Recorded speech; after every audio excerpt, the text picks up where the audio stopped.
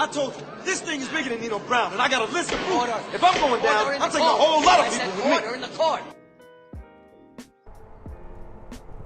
Nino Brown Boxing, I'm back in the building. Shout out to the LDBC. Don't forget to hit that like button and subscribe. So, back in the Jeep, and a lot of this boxing talk, you know, it got me thinking. And it's put me in a position where I'm starting to feel bad for Terence Crawford. Because this overall situation, like, it sucks. And I say it sucks because it's a lot of similarities with Terence Crawford and the Jamal Charlo situation. And some people may wonder how Jamal's a middleweight, Terence a welterweight. Well, basically, just to get straight to the point, Terence Crawford is on ESPN. He signed with Top Rank. All of the other welterweights are on PBC. That's literally where all of the other belts are. Jamal Charlo, WBC middleweight champion, is on PBC. All of the other middleweight belts are on DAZN.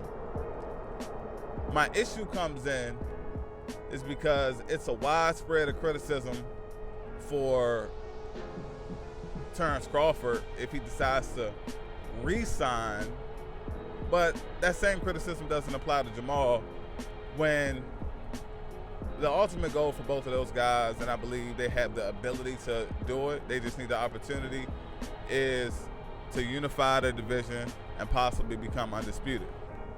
Now, Terence Crawford in this situation, he gets criticized all day.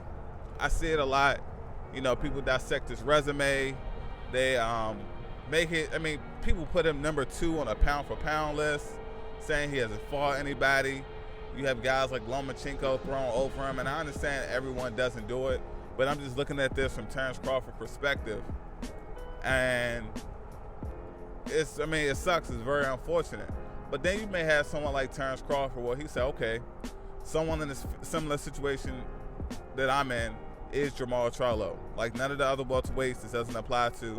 It doesn't really apply to any guy at 154, but it does apply to Jamal Charlo. Because Jamal Charlo, he wants the Canelo fights. He wants the Triple G fights. He wants to fight with Demetrius Andrade. Well, when Danny Jacobs was campaigning at middleweight, he wanted to fight with Danny Jacobs. But all of those guys are on DAZN. And I'm sure Terence Crawford is sitting back and saying to himself, like, well, why isn't it an issue for Jamal to re-sign or stay with the PBC, but it's the issue for me to stay with ESPN Top Rank? Now, I'm speaking simply on reaching the goal. If the goal is to unify and be the number 1 guy, I'm just speaking on reaching the goal. That's it. It's the exact same situation. Some people may, want to tweak this or tweak that, but overall is Jamal's on the wrong side of the street and Terence is on the wrong side of the street. But the criticism for both of these guys is not equal. Now, I'm sure Terence Crawford, he can see this shit. I can see this shit. It's been spoken on so much. And then the issue with that is the guys that are on the DAZN side, they get accused of like ducking Jamal Charlo. But the same logic isn't applied. Now, my personal feelings about it all is they should all fight each other. Same promotional banner, same network or not. But obviously that's not the case. That's just if boxing was, the perfect sport, the perfect situation. It starts to make sense to me even more when a guy like Terence Crawford, he keeps his talking to a minimum. I'm sure him signing with Top Rank, there are certain promotional obligations that he has, certain speaking engagements that he has. The Top Ranks may have to set up for him, and for him to continue to make his money, for him not to be in breach of contract, he does what he has to do. But outside of that, Terence Crawford is clearly a quiet guy. He's a family man. He likes to stay to himself. But on top of that, like I said in my previous videos, and my last video that I uploaded, like boxing is a big popularity contest. when it comes to the races, you either had a complexion for the protection or you don't. And we all know Spence, Crawford, Deontay Wilder, and the list goes on of a bunch of guys that don't have the complexion for the protection. We get that.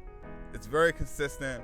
We understand that. It's plenty of logic behind it and facts to back that shit up. But outside of the whole complexion for protection issue, amongst the brothers, and I'm not talking about the Dillian Whites, I'm not talking about the Anthony Joshuas of the world, I'm talking about the brothers that conduct themselves in a certain way that I feel and most people will agree that it's respectable, and then the brothers that align themselves with another brother, that being Al Heyman.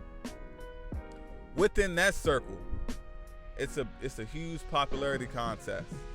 It's not necessarily a complexion for the protection, but it's a divide in there somewhere else.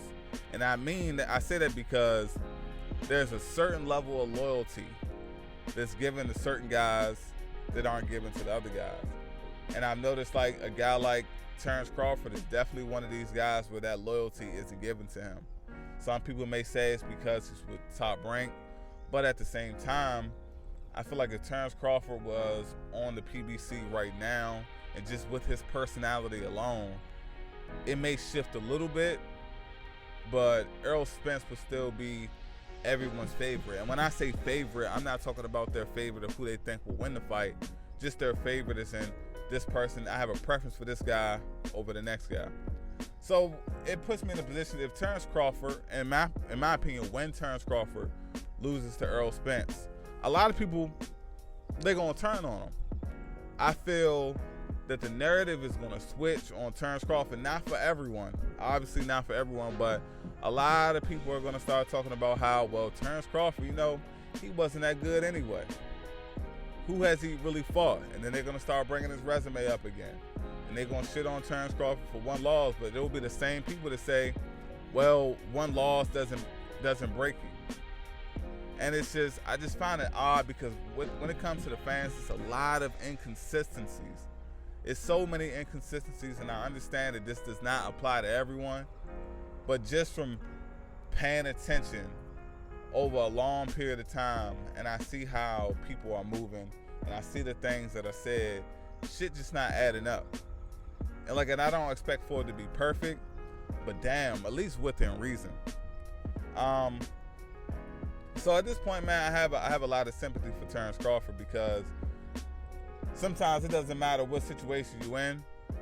It's just, if you're not that popular guy, if you're not that A guy to the masses, you literally can't do anything right when you're being compared to the guy that they prefer over you. And I'm not talking about from a skill set.